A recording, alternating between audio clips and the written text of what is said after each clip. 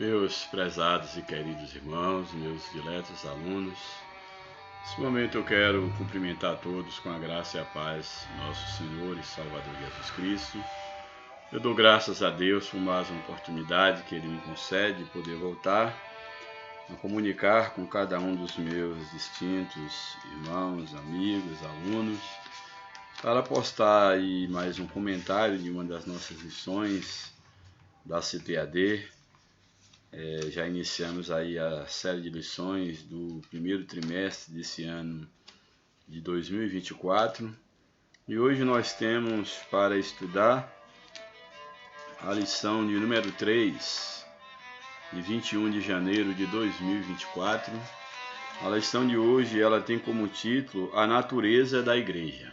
Uma lição muito importante.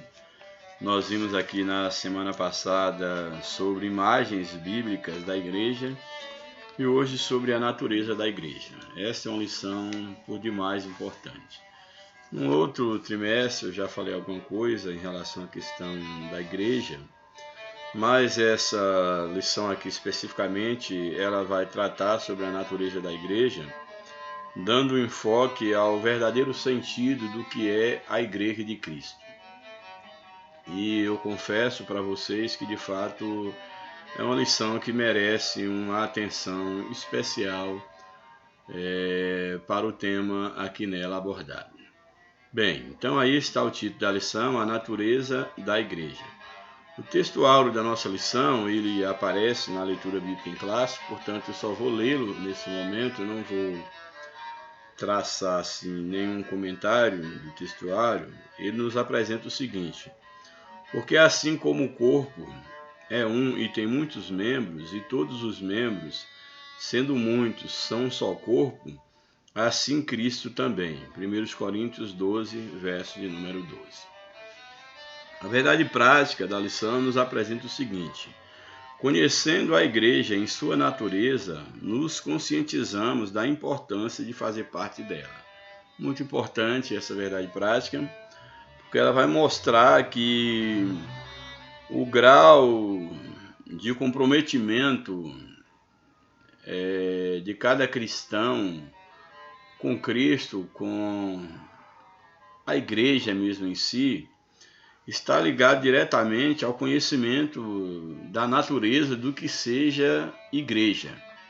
Então, o conhecimento do que seja igreja vai nos deixar aptos, faz com que nós tenhamos uma maior conscientização do que significa fazer parte da igreja, da importância que é fazer parte da igreja e como devemos nos comportar para de fato sermos vistos como igreja de Cristo, como pertencentes à igreja de Cristo. Muito importante essa verdade prática. A leitura bíblica em classe é um texto bastante conhecido, está no livro de 1 Coríntios, capítulo 12, o verso 12 até o verso de número 27. 1 Coríntios, capítulo 12, verso 12 ao 27. Eu vou ler cada verso e já vou estar explicando, não vou fazer a leitura de todos os versos para depois voltar à explicação, eu vou proceder já explicando cada verso aí na sequência da leitura, para nós ganharmos tempo. Bem, então aqui nós temos, logo no início, no verso 12 do capítulo 12 de 1 Coríntios, nos diz o seguinte: porque assim como o corpo é um, e tem muitos membros, e todos os membros, sendo muitos, são um só corpo, assim Cristo também. Aqui nós estamos partindo, tomando a imagem, dentre as várias imagens, como nós vimos na aula passada, sobre a igreja, metáforas para se tratar da igreja. Aqui a lição nos apresenta a imagem do corpo, a metáfora do corpo. E essa metáfora aqui é tomada para mostrar o sentido mais profundo do que é a igreja, a natureza do que é a igreja de Cristo. E aqui a igreja ela é analisada como sendo o corpo de Cristo. E é bem interessante a forma como Paulo aqui ele vai tratar o tema aqui para a igreja em Corinto, quando ele começa da seguinte expressão, com a seguinte expressão: porque assim como o corpo é um e tem muitos membros, e todos os membros sendo muitos, são um só corpo, assim é Cristo também. O que Paulo está dizendo aqui que é algo do domínio de todos nós, não é preciso termos um conhecimento profundo de anatomia, um conhecimento profundo de biologia, de ciência, de teologia. É uma linguagem bastante simples o que Paulo está usando, como era a linguagem do próprio Jesus. Ele está colocando o que é aqui? Que da mesma forma que o corpo é um só, mas esse corpo ele é composto de vários membros, e aí entra os membros superiores, inferiores, e a ideia aqui de membros dentro do contexto bíblico aqui está falando do corpo, que é essa forma externa que nós entendemos, mas o corpo aqui não se limita apenas à forma externa. O corpo também aqui ele abrange todos os órgãos, ao qual, no caso, os quais pertencem a esse corpo. Porque um corpo não é composto apenas de membros, ele tem membros, tem órgãos, tecidos, etc. Mas a ideia central aqui é mostrar que o corpo em si, com todos os seus membros, com todos os seus órgãos, apesar de ter vários membros e vários órgãos, o corpo é um só. No seu caso, por exemplo, você tem apenas um corpo, mas esse corpo ele é composto de vários membros, de vários órgãos e tecidos, mas você é apenas um corpo. Mas esse corpo ele é o resultado de vários componentes, de vários membros, de vários órgãos. E aqui Paulo está dizendo que da mesma forma que apesar de ter vários membros, vários órgãos, o corpo é um só, da mesma forma assim é Cristo. Ou seja, Cristo é apresentado dentro da metáfora do corpo como sendo o cabeça da igreja. Se ele é o cabeça da igreja, a igreja é o seu corpo. Porém, Cristo não tem vários corpos, só existe um corpo de Cristo. Nós temos aí o desafio de várias denominações, de várias igrejas, no sentido de igreja visível, local, em várias localidades. Mas a igreja, no seu sentido espiritual, no sentido universal, a igreja ela é una, não existe várias igrejas, a igreja é una. Então a igreja ela é um único corpo de Cristo, não há vários corpos, o corpus de Cristo.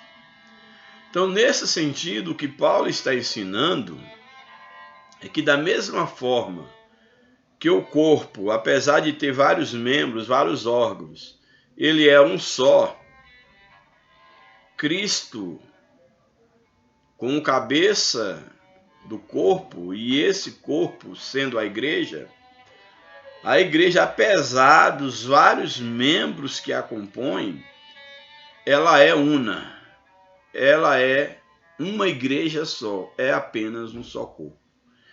E isso é fundamental para nós entendermos a verdadeira natureza da igreja, para que não haja nenhuma divisão entre nós e que nós não venhamos a pensar, por exemplo, a confundir igreja com denominações, com grupos religiosos, porque infelizmente na prática o que se percebe é que cada igreja local, no sentido denominacional, ela se julga melhor do que a outra em alguns aspectos. Isso é algo, ainda que não se fala, mas na mente de cada pertencente a um grupo específico e da sua própria liderança, ela paira de que ela, no mínimo, tem a melhor interpretação bíblica, tem a melhor visão teológica, ela se destaca das demais. Quando, na verdade, não podemos desvalorizar a ideia da igreja no seu aspecto localizado, enquanto mesmo porque a palavra igreja ela fala de pessoas e não de instituição, mas as pessoas elas se reúnem numa localidade. As pessoas, nós enquanto seres humanos de carne e osso, nós estamos limitados dentro de um tempo e de uma espacialidade. Então, nesse sentido, não é errado a abordagem da igreja no seu sentido espacial, local, porém nós não podemos confundir que essa igreja local, espacial, ela em si, ela consiste em detrimento das demais, como sendo a igreja de Cristo. Porque a igreja de Cristo ela é composta de vários membros espalhados por todo o mundo. A igreja ela é universal. Ela é universal, ela é una e, é claro, ela tem a sua manifestação localizada no tempo e no espaço, enquanto as pessoas, os membros que fazem parte desse corpo universal. Mas aqui o que o texto Paulo está chamando é que, de fato, a igreja de Cristo é um só corpo. Então, toda briga aqui denominacional, teológica, ela perde a razão de ser, perde o sentido, se torna antibíblica diante da realidade de que a igreja é o corpo de Cristo. Ela é una, ela é universal. Aí, trabalhando a metáfora, Paulo prossegue aí no verso 13, ele diz o seguinte: pois todos nós fomos batizados em um Espírito. Ou seja, todos nós somos batizados no mesmo Espírito. O Espírito de Deus, que convence o homem do pecado, da justiça e do juízo. O Espírito de Deus que nos batiza no próprio Cristo, no próprio Deus, ele é o mesmo que opera em todos os membros do corpo de Cristo. Então nós não fazemos parte, o Espírito que nos une a Deus é o mesmo, não há espíritos diferentes que movem cada igreja local, para que cada um tenha uma vida individual, como se fosse um corpo à parte. Não. Todos nós somos batizados em um Espírito. Espírito aqui está com letra maiúscula. Lembrando que o Espírito aqui é o próprio Deus. Nós cremos na Trindade, apesar de, pelo menos eu não compreender, mas eu creio plenamente, e essa é a razão da fé, que Deus ele é um Deus trino, o Deus Pai, o Deus Filho, o Deus Espírito Santo, e ser batizado no Espírito de Deus é ser batizado no próprio Deus.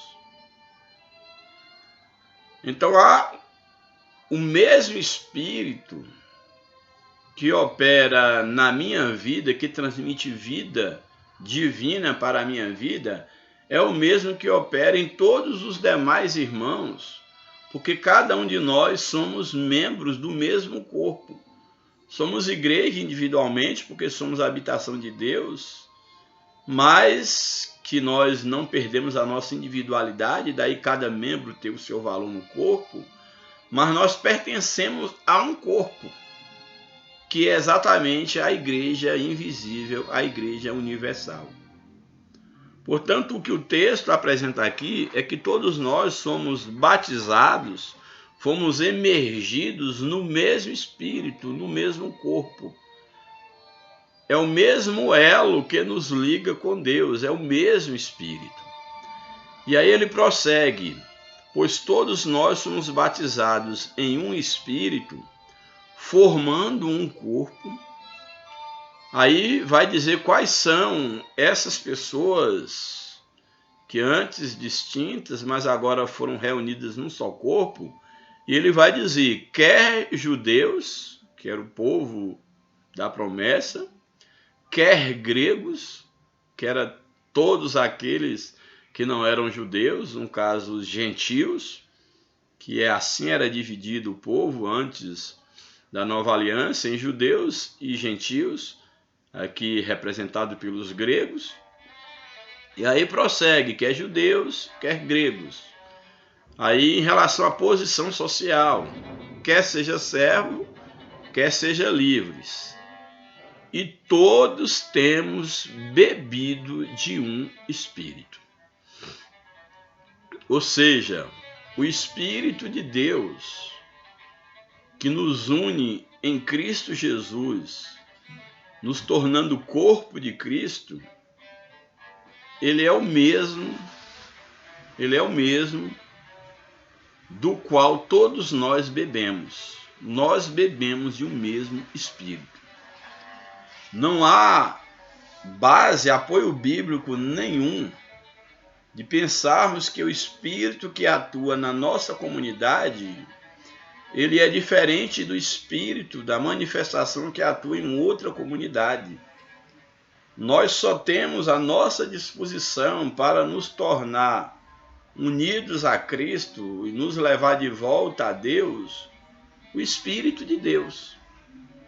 Então o que o texto está colocando aqui é que nós, aqueles que fazem parte do corpo de Cristo, aqueles que verdadeiramente são igreja de Cristo, são aqueles que beberam de um mesmo Espírito, do Espírito de Deus, do Espírito Santo, foram imergidos no próprio Cristo, no próprio Deus, através da obra de Cristo aplicada pelo Espírito Santo.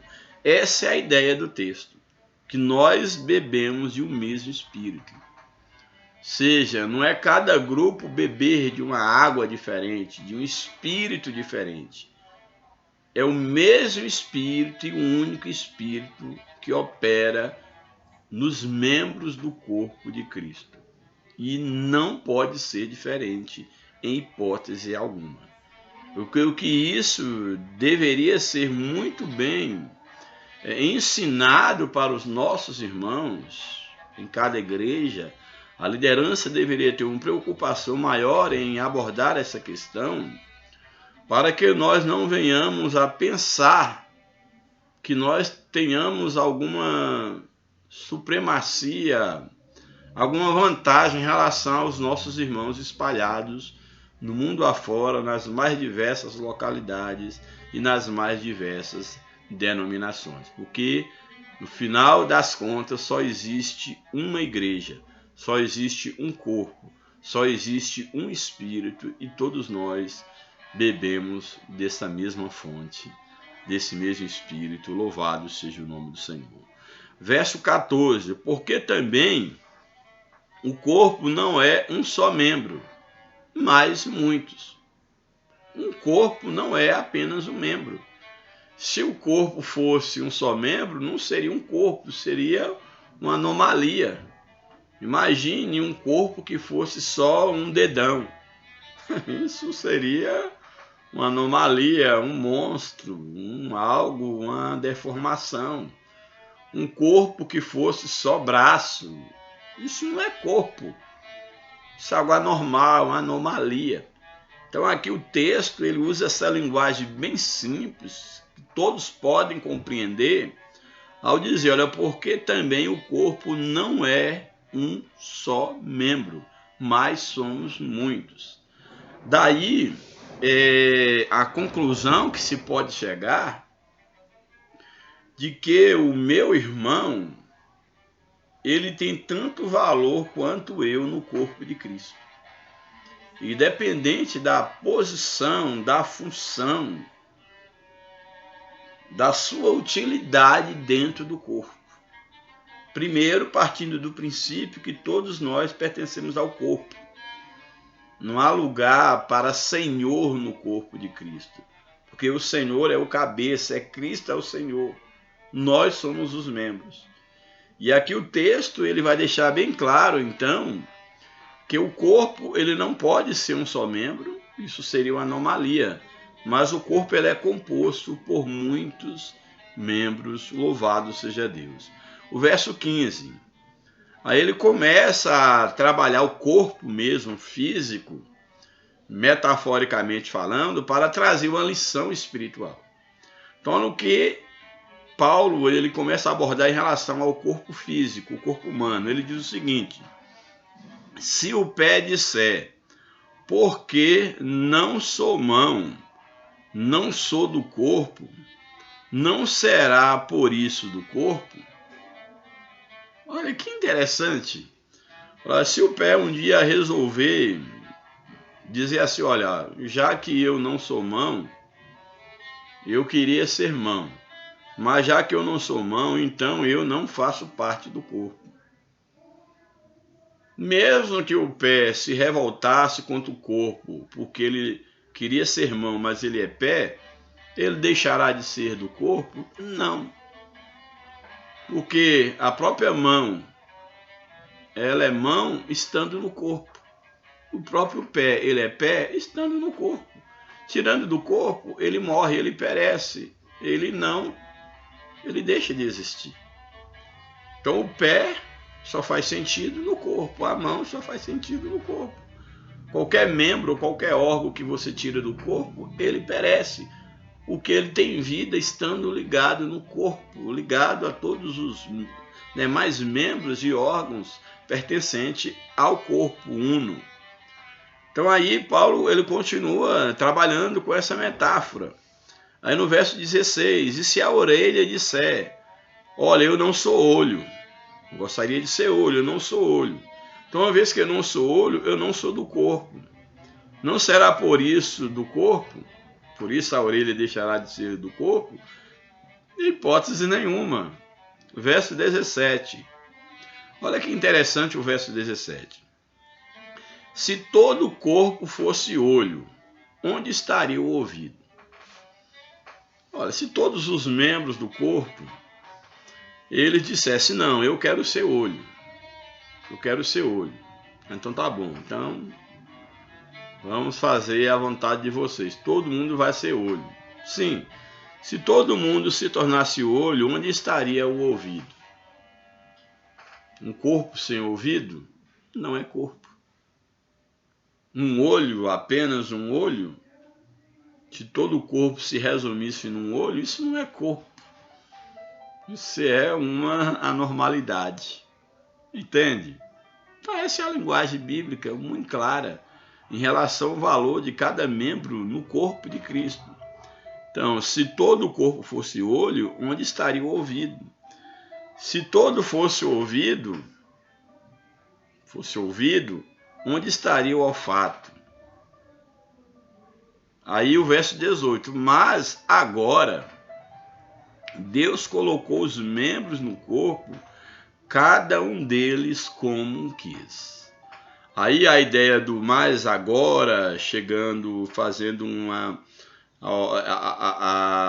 no início desse parágrafo, colocando uma adversidade, uma adversativa em relação ao que foi dito antes de um órgão, um membro querer ser outro, ele vai contrastar agora e ao mesmo tempo chegar a uma conclusão, uma conclusiva, a ideia da expressão agora, esse advérbio no sentido ideia de temporalidade, de temporal, ele vai dizer, mas agora, nesse instante, como é que deve se enxergar a realidade do corpo? Mas agora, Deus colocou, aqui também tem ideia de conclusiva, Deus colocou os membros no corpo, cada um deles como quis. Ou seja, Paulo está chamando a atenção, em contraste a tudo que foi dito antes, que Deus, ele colocou os membros no corpo como ele bem quis. Então Deus, ele criou o corpo humano. Então Deus colocou o olho no lugar em que ele está, a orelha no lugar em que ela está, o braço no lugar, o pé, etc., e cada membro e órgão, Deus colocou exatamente da forma como ele quis, porque ele é o Criador. E tudo que ele fez com uma funcionalidade. Então o olho não poderia estar em outro lugar, o olho está no lugar em que ele deve estar. O pé está no lugar em que ele deve estar. Porque o Criador, que domina a sua criação, que idealiza, que sabe o que está fazendo, ele não errou ao fazer o corpo humano. Então essa é a ideia que o texto tenta passar para nos trazer uma lição no final do texto. Então diz, olha, mas Deus colocou no corpo, os membros no corpo, cada um deles como ele quis. Verso 19.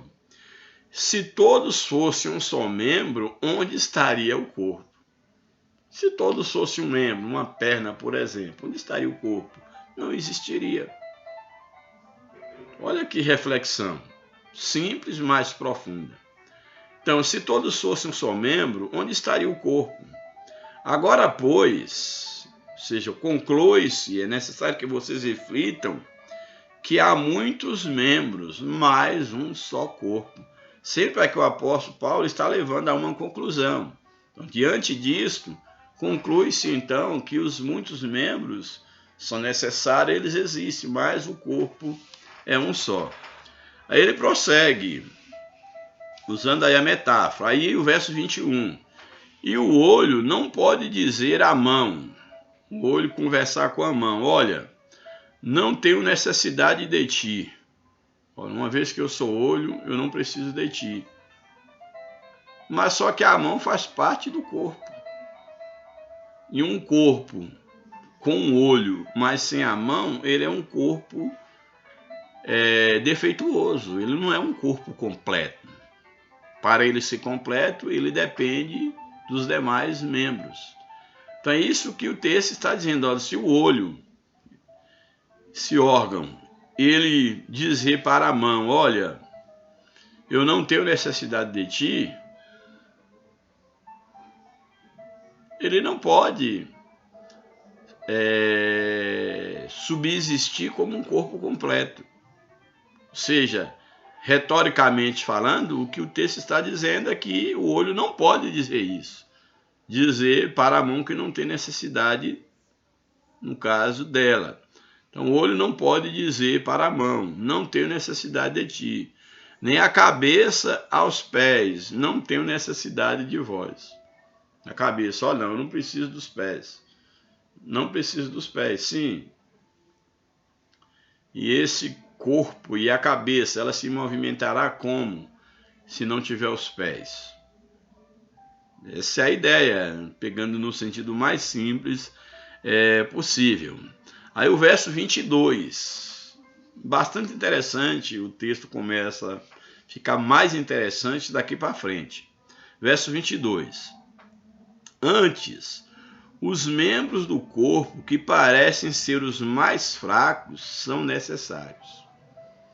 Então, aquelas partes do corpo que parecem ser as menos necessárias, aqui está trazendo mais a questão dos membros visíveis, para que a ideia fique bem clara, a ideia da corporalidade aqui, de mostrar o corpo visível, é o que está sendo destacado aqui. Não há um destaque aqui, por exemplo, para os órgãos internos, aqui não há, pelo menos assim, olhando panoramicamente, eu não lembro se há um destaque, mas a ideia aqui de tomar os órgãos externos, todos eles, é a ideia de visualizar esse corpo, o qual nós enxergamos e nós conhecemos.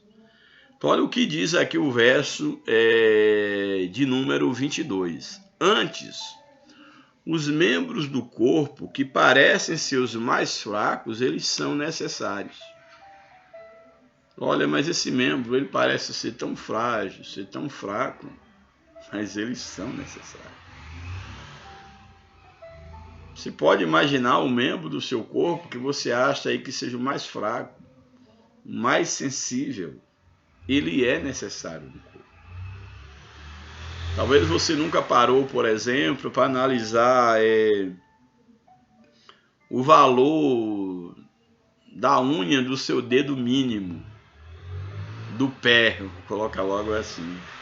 Mas ele é necessário, ele tem uma função no corpo. Os 5 dedos que nós temos nos pés, eles não estão aí por acaso. Em cada pé, 5 dedos, na mão, não estão por acaso. O formato do nosso pé, das nossas mãos, as nossas articulações, tudo é necessariamente projetado para o nosso corpo. Então é isso que o texto está dizendo. Olha, antes os membros que parecem, têm uma aparência de serem desnecessários, de serem fracos, eles são necessários. Verso 23. E os que reputamos serem menos honrosos no corpo, a esses honramos muito mais. Imaginem aqui, é claro que Paulo ele tem que usar uma linguagem literária e uma linguagem usando de metáfora, ele não pode falar de uma maneira obscena, de uma maneira direta, mas quando ele diz os que reputamos menos honrosos, aqui a ideia de membros menos honrosos são aqueles membros quais nós reputamos como vergonhoso mostrá-los. Membros, por exemplo, responsáveis pela nossa intimidade sexual. Membros que dentro, é claro, de cada cultura, no caso na cultura ocidental, na maioria das culturas, eles são vergonhosos serem mostrados. Mas olha o que ele está dizendo aqui. E os que nós reputamos serem menos honrosos, no sentido de não poderem ser mostrados, a esses honramos muito mais ainda. Ou seja, aqueles órgãos, por exemplo, as nossas genitálias, os órgãos genitais, que nós achamos vergonhosos serem mostrados, não ser honroso mostrados, a esse nós damos honra mais. Em que sentido? Porque exatamente nós procuramos, de uma certa forma, escondê-los, protegê-los, guardá-los para a intimidade, por exemplo, do casamento, por exemplo.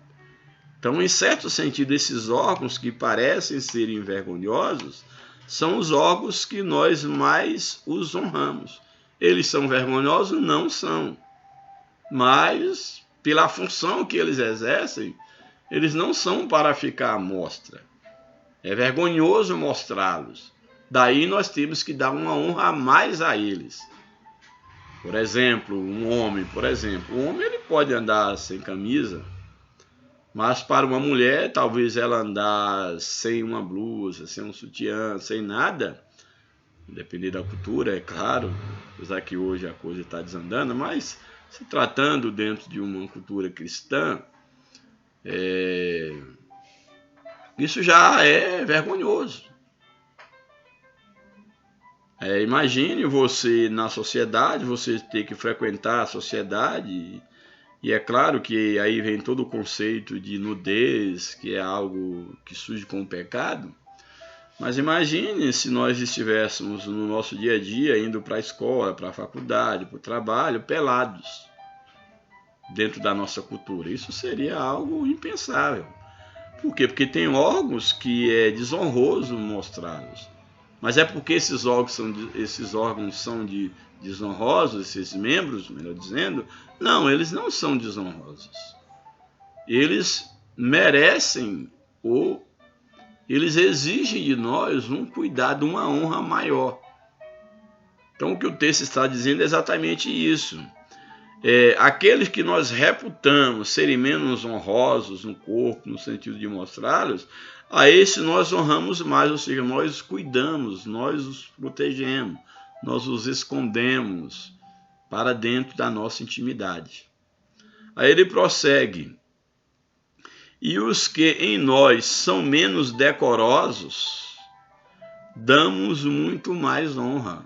A ideia do decoro está ligada também à ideia da própria honra. Tem órgãos, não, mas isso aqui é um absurdo, é impensável que esse determinado membro do corpo ele seja mostrado. É uma falta de decoro, é indecoroso.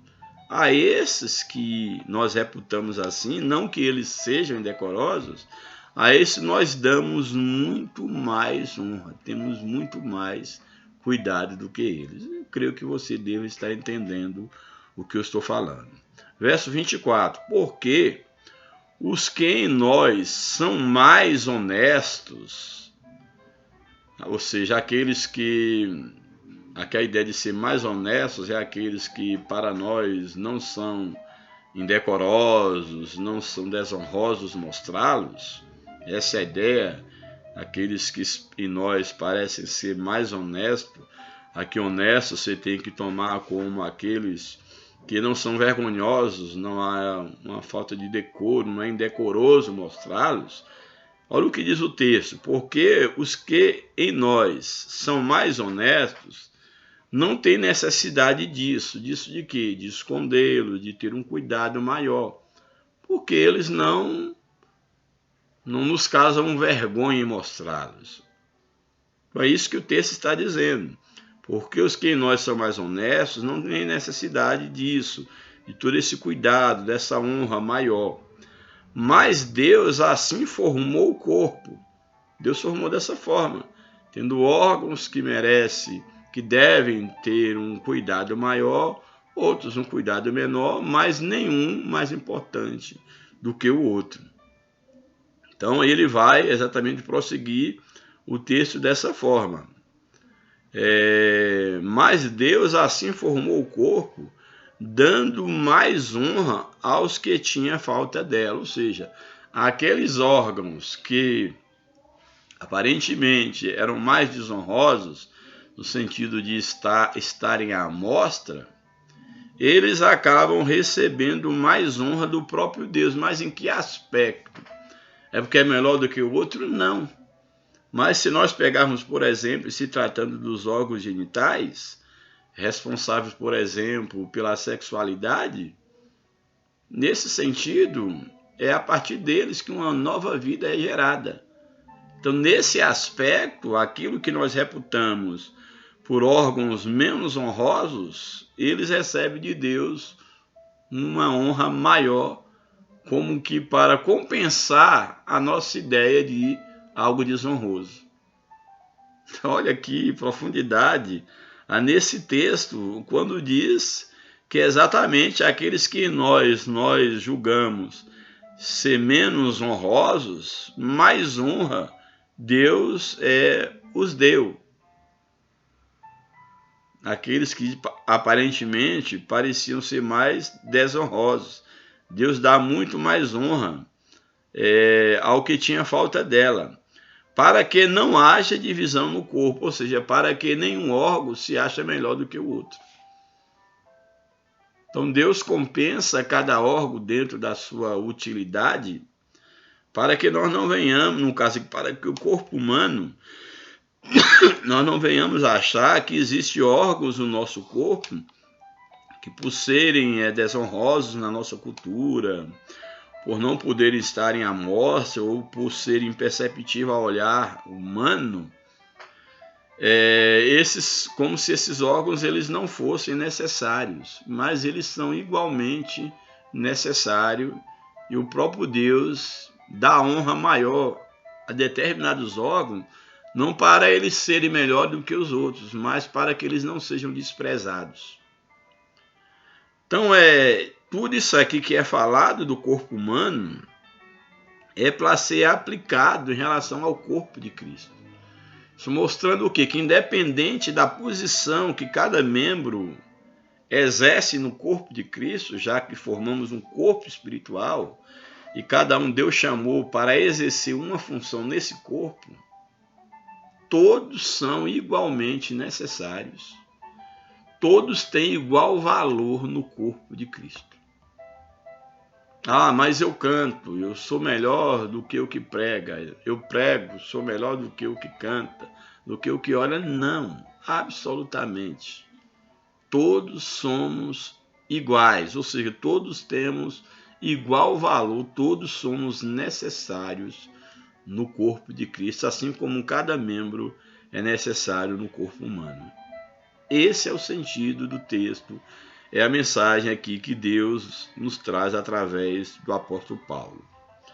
Aí ele, verso 25, para que não haja divisão no corpo, para que não haja divisão no corpo, que é divisão no sentido de dividir, tu é menor, você é maior, não. Para que não haja divisão no corpo, mas antes tenham os membros igual cuidado uns dos outros. Veja, não pode haver divisão, porque o corpo é uno. Agora vamos falar agora de igreja, deixando o corpo humano de lado. Então o corpo é uno, não pode existir divisão no corpo de Cristo, mas cada membro deve se responsabilizar pelo bem-estar do outro membro. Porque se um membro não vai bem, o outro também sofre. Por quê? Porque todos os membros são igualmente necessários na composição do corpo. Por isso que o texto ele apresenta que Deus fez dessa forma o corpo humano, que é tomado como metáfora, e em se tratando do corpo de Cristo, essa relação que foi apresentada do corpo humano, agora em se aplicando no corpo de Cristo, é para nos ensinar que cada pessoa, cada indivíduo que ocupa um lugar no corpo de Cristo, enquanto membro do corpo de Cristo, ele é igualmente importante e cada membro deve se preocupar um com o outro. Essa é a ideia da verdadeira natureza da Igreja de Cristo. Verso 26, de maneira que, se um membro padece, todos os membros padecem com ele. É o chorar com os que choram, sorrir com os que sorrem, com os que sorriem. É um ensinamento bíblico. Se um irmão está padecendo, eu devo padecer, porque ele faz parte do mesmo corpo. Esse é o verdadeiro ensino da palavra de Deus sobre o que é a igreja. De maneira que, se um membro padece, todos os membros padecem com ele.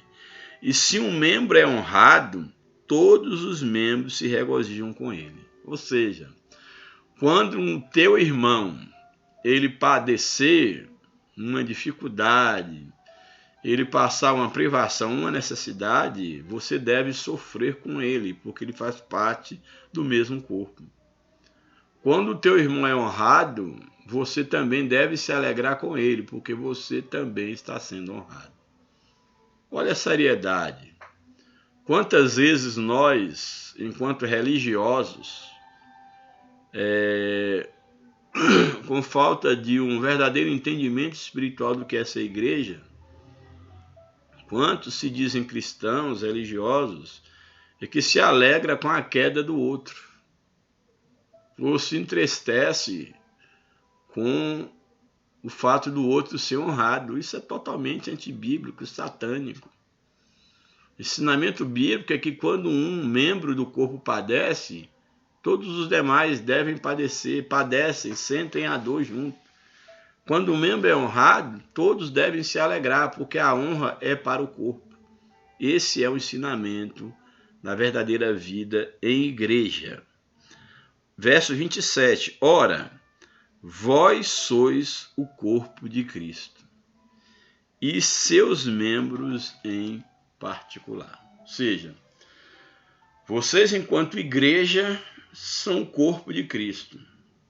E cada um de vocês, em particular, é um membro desse corpo. Então, mostra a igreja una enquanto um corpo, mas ao mesmo tempo dá o destaque que cada um, cada irmão, cada cristão, cada servo de Deus em particular, é um membro que tem igual valor no corpo de Cristo. Louvado seja o nome do Senhor para sempre. Então essa é a leitura bíblica em classe. Eu vou agora para a introdução da lição, comentário da lição e apresentar aí, pontuar alguma coisa mais que o comentarista, porventura, ele traga aí de novidade. Introdução. O estudo sobre a natureza da igreja deve analisar aquilo que ela é em essência. O que define uma igreja genuinamente cristã? Uma pergunta. Evidentemente que há muitas características que mostram o que é uma igreja verdadeira. Contudo, para nosso propósito aqui, trataremos apenas de algumas dessas características. Por isso, nessa lição, veremos que uma igreja genuinamente cristã, ela é uma igreja confessional, ela confessa Cristo. Uma igreja genuinamente cristã, ela não esconde quem é o cabeça, qual é a sua base, sua profissão de fé, ela não esconde, ela não fica em meio termo, meio dúbio, as pessoas não sabem o que ela acredita. Não, a igreja verdadeiramente cristã, ela é clara, ela é objetiva, está bem claro o que ela acredita. Então, uma igreja verdadeiramente cristã, ela é confessional, ou seja, ela se fundamenta na palavra de Deus. Toda a base da igreja é a palavra de Deus, que em última instância, ou em primeira instância, é o próprio Cristo encarnado. Então ela é confessional, ou seja, fundamentada na palavra de Deus. Ela tem uma dimensão local, que é a igreja localizada em cada lugar, porque são membros e ainda estamos em carne e osso. Ela tem então a dimensão local e também tem uma dimensão universal, que é a igreja espalhada em todo o universo. Ou seja, existe tanto na forma visível, que é a questão local, como na forma invisível. Louvado seja o nome de Jesus para sempre. Então ela existe na forma visível como na forma invisível. E finalmente, a igreja genuinamente cristã é una, ela é uma só, como falei. Isto é, não é dividida, pois sem unidade não há igreja. Sem unidade não há igreja. Primeiro tópico da lição, a natureza da igreja na sua dimensão confessional. Primeiro subtópico, fundamentada na palavra. Uma igreja verdadeiramente bíblica, ela é firmada na palavra de Deus. Uma igreja verdadeiramente cristã, o seu fundamento é a palavra de Deus. Nesse aspecto, primeiramente, temos Cristo como a palavra encarnada. Cristo é o verbo encarnado. Então, a igreja verdadeiramente bíblica, ela é fundada em Cristo em primeiro momento. Na palavra maior, na palavra viva, que é o próprio Cristo. Então, nesse aspecto, primeiramente temos Cristo como a palavra encarnada, a palavra viva, que no princípio era a palavra, como está lá em João 1:1. E a palavra se fez carne e habitou entre nós. Então, Jesus é a palavra que se humanizou, isto é, o Deus feito homem. A igreja bíblica possui Jesus Cristo como seu fundamento. Uma igreja verdadeiramente bíblica, ela é centrada em Jesus, em primeiro lugar. Em segundo lugar, uma igreja bíblica é fundamentada nas Escrituras Sagradas, ou seja, na palavra inspirada por Deus, que é as Escrituras que falam sobre Cristo, que é em segundo momento, o fundamento da igreja. Cristo como a palavra viva e a palavra escrita, a palavra inspirada, louvado seja o nome do Senhor. Se não existe igreja verdadeira sem Jesus, da mesma forma não há igreja verdadeira sem fundamento bíblico. Ela tem que estar fundada na Bíblia. A heterodoxia, o desvio doutrinário e a apostasia vêm pelo distanciamento, o abandono da palavra de Deus. Então a apostasia ela surge exatamente pelo afastamento de Cristo e o afastamento da sua palavra, o que torna uma igreja não cristã, mas apenas uma igreja no sentido da origem do termo grego para se referir à igreja, com só um grupo de pessoas que se reúnem com um propósito qualquer. Segundo subtópico, habitada pelo Espírito, a natureza da igreja na sua dimensão confessional, habitada pelo Espírito, com letra maiúscula. A igreja é habitada pelo Espírito, dirigida e capacitada por ele. O Espírito Santo é a força motriz da igreja. Na verdade, a obra do Espírito começa no seu trabalho de convencimento do pecador. É o Espírito quem convence o ser humano do pecado. É o Espírito Santo quem produz a obra da regeneração. Quando o evangelista Lucas diz que o Senhor abriu o coração de Lídia, lá em Atos 16, 14, aí vemos uma obra poderosa do Espírito Santo trazendo convencimento para a salvação ali dessa personagem Lídia.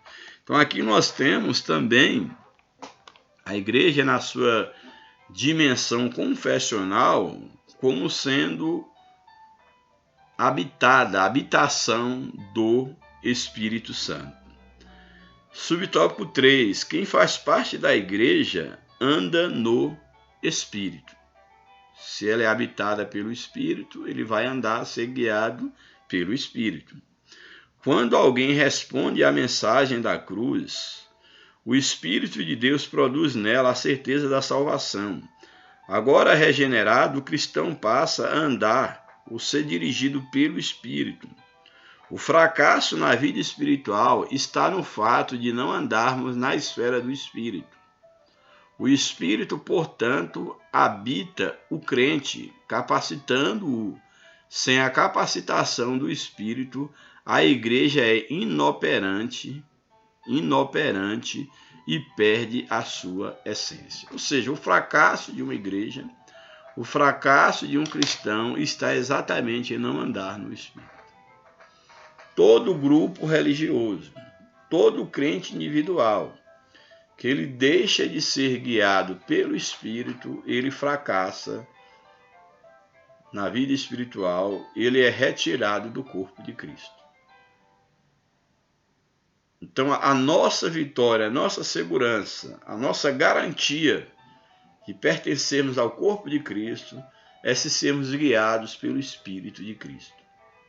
Então, não há nenhuma possibilidade dessa dimensão confessional da igreja se ela abre mão de uma vida guiada pelo Espírito Santo. Não existe igreja sem a direção do Espírito Santo, pelo menos igreja de Cristo, igreja verdadeira, no sentido bíblico da palavra. O tópico 2, a natureza da igreja nas suas dimensões local e universal. Primeiro subtópico, local e visível, a dimensão local e visível da igreja. Biblicamente, podemos falar da igreja em relação à sua dimensão espacial, isto é, em relação ao local ou ao espaço geográfico. Ela pode ser vista e sentida. Nesse aspecto, a igreja existe localmente. Assim vemos os apóstolos escrevendo suas cartas a determinadas igrejas situadas em diferentes locais. A igreja de Deus que está em Corinto, aos irmãos estrangeiros dispersos no ponto da Galácia, na Capadócia, na Ásia, Bitínia, são algumas expressões referindo à igreja local no seu aspecto geográfico, nesse seu aspecto geográfico. Então essa é uma referência à ideia da igreja local. Nesses textos vemos as escrituras se referindo à eclesia, que é o termo grego que se refere à igreja, a comunidade de crentes situada em diferentes locais, em diferentes localidades. Então, essa é a igreja visível, a igreja local. Segundo subtópico, particularidade das igrejas locais. Pelo teor das cartas neotestamentárias, observamos que essas igrejas locais possuíam suas particularidades. Os problemas encontrados em uma não eram necessariamente os mesmos em outra. De igual modo, as virtudes, tanto os problemas quanto as virtudes, não eram iguais, cada uma tinha as suas particularidades. Por outro lado, embora estivessem todas sob a supervisão apostólica, observamos que eram autônomas uma em relação às outras, as igrejas locais. Assim, possuíam sua dinâmica própria. Um método que funcionava em determinada igreja, localidade, poderia ser inadequado para outro, de acordo com a questão da cultura. Cada povo é um povo. Aí as metodologias de funcionamento eram diferentes, mesmo sendo a Igreja de Cristo, mas no aspecto local, questão de língua, de cultura, geográfica, tudo isso interferia na forma como a igreja funcionava, enquanto no seu lado visível. Aí o subtópico 3, a igreja no aspecto universal e invisível. Assim como a igreja existe em sua dimensão local, existe também na sua dimensão universal. Somos conscientes da existência da igreja local, pois dela fazemos parte. Contudo, nem sempre é fácil se dar conta do aspecto universal da igreja, porque, nesse sentido, a igreja está limitada ao espaço geográfico ou físico. Então, a gente fica preso à igreja nessa dimensão local. Assim, a igreja universal e invisível, ela é formada por todos os cristãos regenerados que estão em todos os lugares e por aqueles que já estão também na glória. Essa é a igreja universal, composta pelos crentes em toda parte do globo, como também aqueles que já partiram para a glória. Não se limitando somente à dimensão terrena, portanto. Aqui é importante diferenciar igreja de denominação. Numa cidade, por exemplo, pode haver várias denominações, contudo, somente há uma igreja. Muito importante.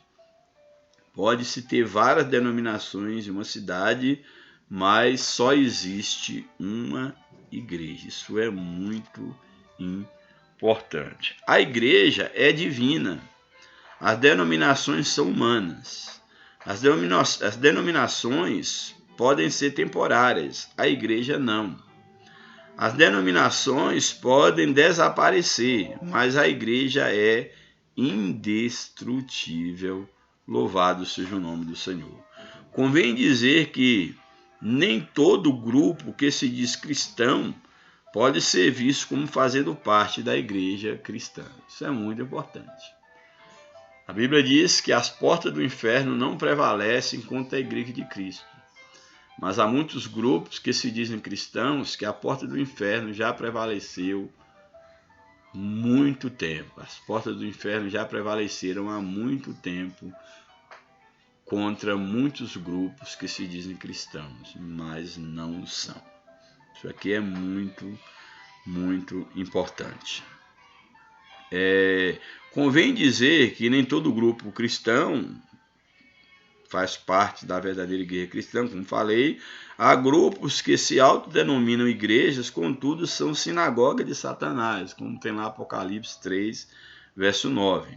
Entretanto, o que fará com que uma igreja ou denominação seja cristã é a sua fidelidade, a sua centralidade em Cristo e nas Escrituras Sagradas.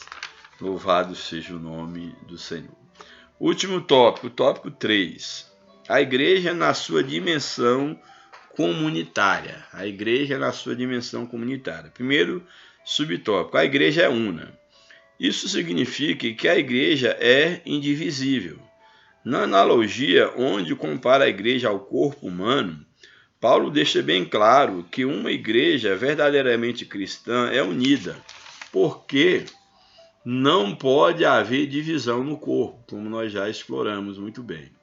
Jesus disse que um reino dividido ele não subsistirá. Um reino dividido não subsistirá. Um grupo que se diz igreja, mas briga, está dividido entre si, não é igreja, porque o corpo de Cristo não é dividido. Esse princípio se aplica à igreja também. O que o diabo não consegue contra a igreja por meio da perseguição, ele consegue por intermédio da divisão. Aqui em relação à igreja visível. Quando o diabo não consegue destruir a igreja visível, ele pode tentar enfraquecer a igreja visível por meio da divisão. E quando a igreja deixa se enfraquecer por meio da divisão, ela deixa de ser igreja de Cristo, se transforma numa mera instituição, uma mera denominação. Muito perigoso. Devemos evitar a todo custo o partidarismo, as preferências e o exclusivismo, se quisermos perseverar na unidade da igreja local. Louvado seja Deus. Segundo subtópico, unidade na igreja. Paulo escreve à igreja de Filipos, dizendo o seguinte: completai o meu gozo, para que sintais o mesmo, tendo o mesmo amor, o mesmo ânimo, sentindo uma mesma coisa. Por quê? Porque isso reflete a unidade do corpo, a unidade da igreja. Esse texto mostra o anseio do apóstolo Paulo pela unidade da igreja, que, como corpo de Cristo, em sua forma coletiva, deve zelar pela unidade. E da mesma forma, cada crente deve buscar isso. Louvado seja o nome do Senhor. Por fim, o último subtópico, diversidade na unidade. Isso aqui é muito importante. A igreja é uma unidade, mas composta por diversos membros. Então, cada um de nós temos a nossa individualidade. Temos a nossa identidade dentro da unidade, dentro do corpo de Cristo. Louvado seja Deus. E diversidade na unidade. Isso reverbera o anseio de Jesus pela unidade de seus discípulos. Ali há o que os teólogos chamam de unidade de essência. A mesma essência, pertencemos à mesma essência. Na Trindade, o Pai, o Filho e o Espírito Santo são pessoas diferentes com uma mesma essência, possuindo a mesma substância que espiritual, não material, em um propósito. Apesar de serem três pessoas, têm a mesma substância, entre aspas, espiritual, já que substância remete a uma coisa material. Da mesma forma, os cristãos devem buscar esse tipo de unidade. Nesse aspecto, unidade não é uniformidade. Unidade é exatamente a união das partes que se juntam para formar um todo, e não pode ser confundido com uniformidade, todo mundo ser igual. Não, cada um tem a sua individualidade. Somos diferentes, diversos, temos temperamentos distintos e maneiras diferentes para fazer as coisas, mas mesmo assim somos um em Cristo Jesus para preservar e perseverar no mesmo alvo. Louvado seja o nome do Senhor para sempre. Bem, e por fim, a conclusão da nossa lição. Chegamos ao final de mais uma lição bíblica, a qual aborda a natureza da igreja. Vimos que não é possível nos referirmos a uma igreja como sendo cristã se determinadas marcas ou características não estão presentes nela. Destacamos aqui que a igreja local deve estar fundamentada na palavra e habitada pelo Espírito Santo. A igreja também existe tanto local como universalmente. Não está limitada nem pelo tempo, nem pelo espaço. Ela existe para a eternidade. Deus nos ajude, que o Espírito de Deus continue falando aos nossos corações. Espero que você tenha sido abençoado, abençoada pela palavra de Deus. Que o Senhor continue nos operando em nós aquilo que nós precisamos para nós vivermos o verdadeiro sentido da igreja do corpo de Cristo. Que Deus nos abençoe. A paz do Senhor. Orei por nós, por minha família, minha esposa, minha filha. Que Deus abençoe você, a tua vida, você que é líder, que Deus abençoe a igreja que está, a igreja local que está sob a sua responsabilidade, que você possa cuidar da noiva de Cristo com muito zelo, porque a igreja não é tua, ela não te pertence. A igreja pertence a Deus e tu também é igreja de Cristo. Deus te abençoe, em nome de Jesus. Amém.